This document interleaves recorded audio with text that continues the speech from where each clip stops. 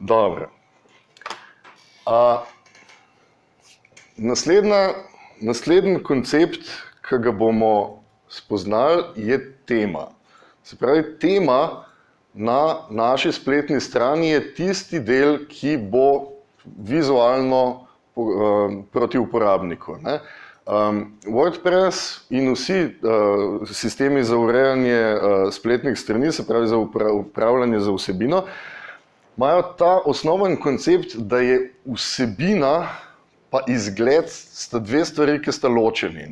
Se pravi, če bi zdaj vzeli nekaj naših novic, bi imeli recimo 10 novic, vseh teh 10 novic je v bazi shranjeno samo kot, ne vem, naslov novice je to, besedilo novice je to, kategorija novice je to, ključne besede so to. Nobene grafik, mislim, nobenega dizajna ni.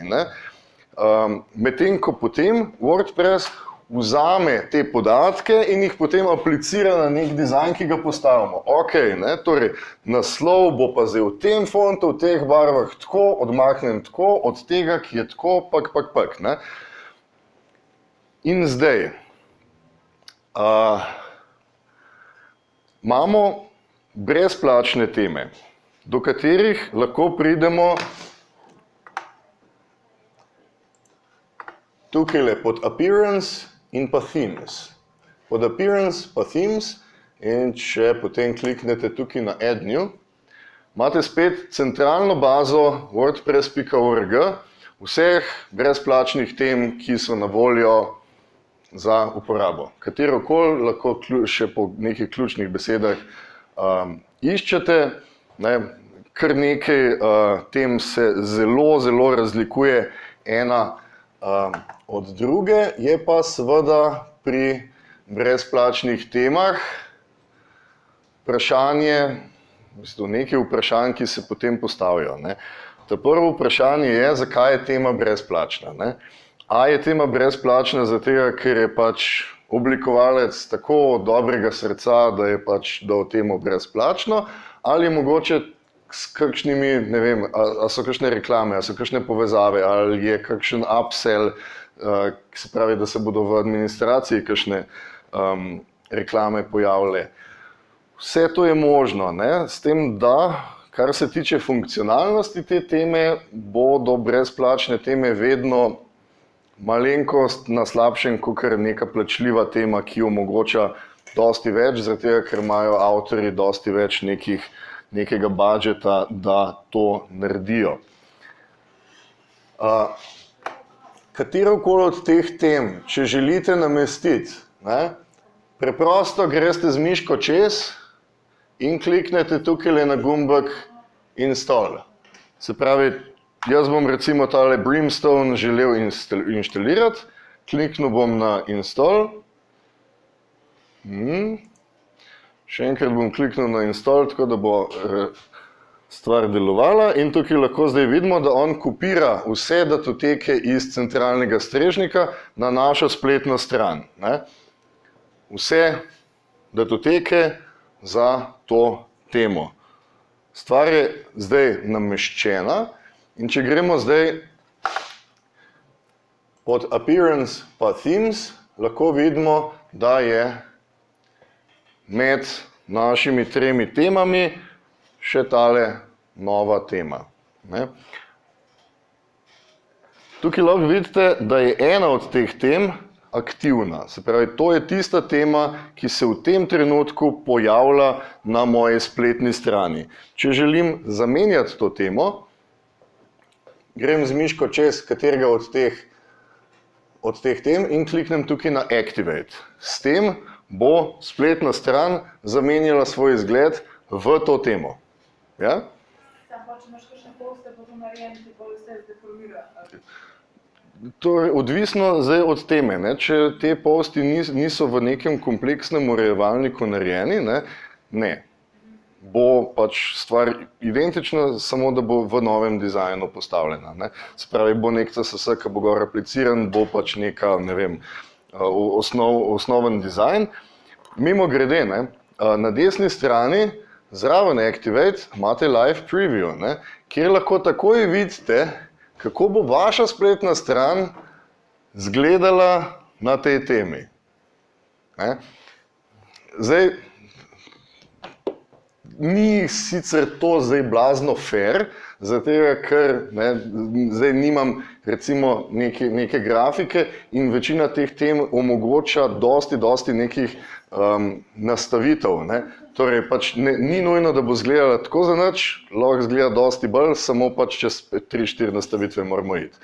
Ampak imamo zelo hitro pač možnost neko tipografijo in to pogledati. Tukaj lahko tudi izberemo te možnosti za temo, do tega bomo sicer še prišli naslednjič.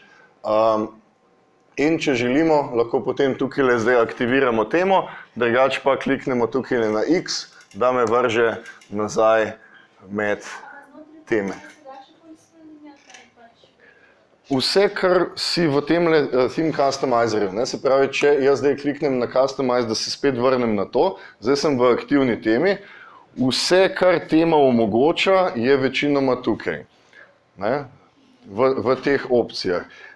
Določene starejše teme imajo še ločeno v sami administraciji, da ima še kakšno možnost, ampak mislim, da je bil zelo velik push, da se vse teme, da se vse opcije za teme premaknejo sem, glih zato, da je pač stvar uporabnikom logična. Ne. Se pravi, če tukaj ni, je zelo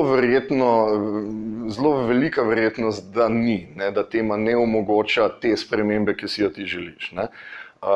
Je pa tako, no, mi bomo naslednjič spoznali eno temo, ki je vse.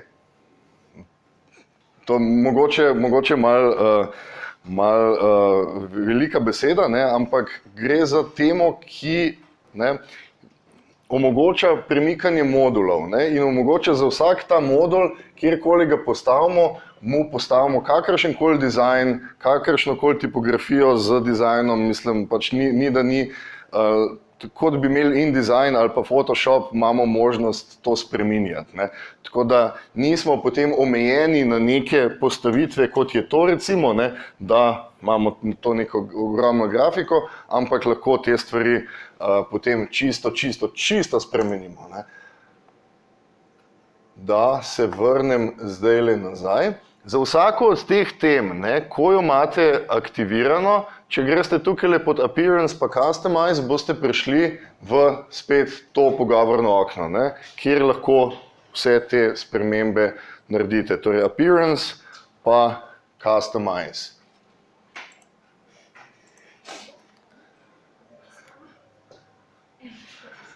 Ja, ali so pa sosedje. Zdaj pa imamo plačljive teme. In pri plačljivih temah je ena velika razlika, ki jo boste hitro opazili. Ali je tema enkratno plačilo, ali je pa tema neko kontinuirano plačilo. Kakšna je razlika? Ne? Torej, če grem recimo jaz na Envatov portal, kjer recimo se te stvari prodajajo, je tale moja tema, če jo želim uporabljati, $30. $30 in jo imam za eno spletno stran. Ampak, ne, iz stališča tistega, ki je naredil temo, ne, v trenutku, ko začnejo zdaj ta naročila upadati, ne, naenkrat ni več denarja za posodabljanje te teme. Ne. Kaj boš naredil? Ja, kaj treba porihtati? Ja, ni keša. Ne. Tako da recimo meni se dosti bolj, recimo, mislim, dolgoročno splača vzeti neko temo, ki ima letno naročnino, ne, pa jo lahko recimo uporabljam na večjih lokacijah, boste dobili tudi mojo naročnino te teme, ki jo bom uporabljal, no, naslednjič.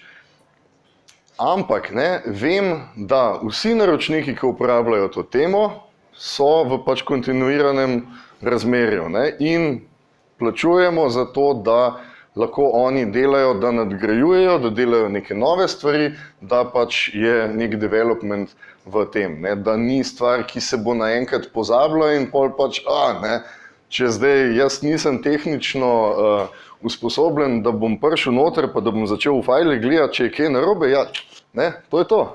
Fakt, bom mogel drugo temo iskati, ne. predno CO2 umremo.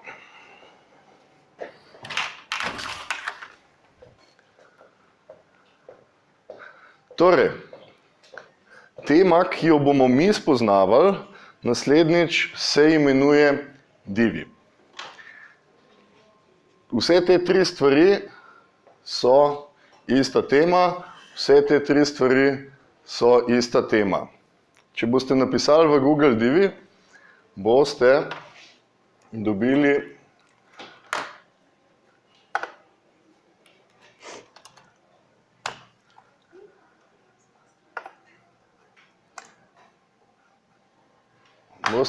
tole spletno stran, na katero prosim ne klikniti na video, zaradi tega, ker ne vem, komu ljubemu Bogu so naredili tale video posnetek, ampak, če poskrolate malo dol, boste videli, kaj bomo mi kmalu počeli, ne.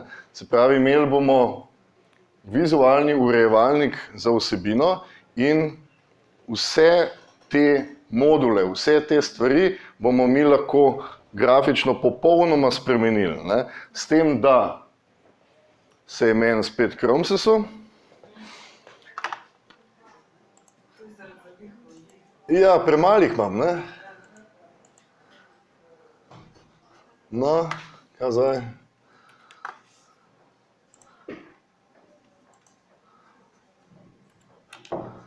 No, pa poskusimo tole tlele odpreti, mogoče bomo imeli kaj več sreče. Takole, ne. Torej, ja, this website uses cookies, ja, super, ok. Imeli bomo vse te module, ki jih bomo lahko postavili v svojo spletno stran in na tej spletni strani si lahko tukaj spodaj tehle 6 layoutov tudi pogledate, kako to izgleda v resnici, ne. Kateregakoli od njih, če kliknem na View the full demo, lahko potem vidite, kako ta stvar izgleda, ko pridete gor. S tem, da, ne, ena izmed najpomembnejših stvari, ki jih je treba razumeti, preden bomo sploh začeli, ne, je, da je ta tema, tako kot mnoge druge, ne, že popolnoma prilagojena za vse mobilne naprave, ne. Tako da, če nekdo pride gor s tablico, če nekdo gor pride s telefonom, se vsebina porazdeli, ne. Zdaj, zelo hitro boste videli, da tako imenovani novi dizajn, novi moderni dizajn, so si vse strani tako blazno podobne. Ne? Mogoče je to že kdo opazil. Vse strani so si tako blazno podobne. Zakaj? Ne?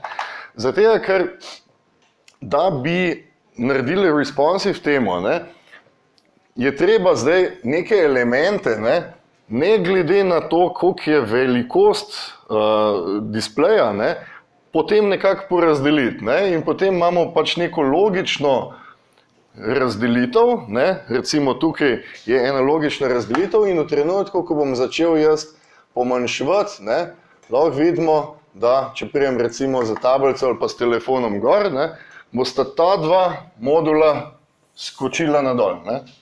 In če grem še malo pomanjševati, mogoče se še kaj zgodi, ne, dva sta skupaj, ne. Torej, ne glede na to, kakšna je resolucija naprave, ki bo prišla na spletno stran, se bodo te elementi razporedili sami od sebe, ne. Včasih je bilo, ne vem, mislim, mogoče dosti bolj enostavno, zato ker si rekel, ne, ok, 90% vseh uporabnikov na internetu ima resolucijo, ki je večja od 1024 pik, ne. Se pravi, če zdaj jaz recimo tale slider odstranim, imam recimo 960 pik in 960 pik je lahko, ne. Bom 90% vseh uporabnikov šel in pa lahko res postavljaš točno tam, kjer hočeš, ne. Ampak zdaj to ni več tako, ne, ker pride nekdo z telefonom in potem mora, ne, zoomirati noter pa ne vem kaj, ne. Tako da lepota teh modernih tem je žal, da so si malenkost preveč podobne, ne? Ampak to je, mogoče bodo to zadevščino kdaj rešili. A je opcija tako, če imaš to temo tlele, gor tale tak, a je to kot mock-up narejen? Kaj? Mislim, če imaš to temo je to... Točno to. Točno tako lahko izgleda. Ne? Ja.